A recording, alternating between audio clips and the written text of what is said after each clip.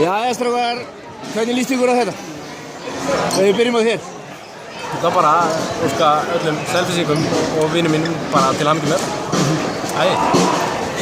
Hvað þetta er búið að vera draumur lengi að sjá þetta gerast? Já, klálega. Það er lið sem á að vera í úrslitum.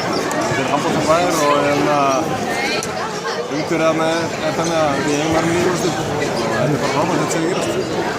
Nú spilið þið náttúrulega báðið með þessi félagi og þið eru kannski upplifið þennan draum ekki að fara loksins upp. En margir hafa verið að gera grín að í síðustu daga að þið lóti bara báður að sæna.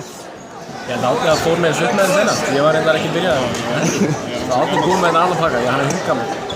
En ég hérna, já, bara hinn. Árni, þú ert náttúrulega ekki spilfæra fyrir neitt næsta vetur.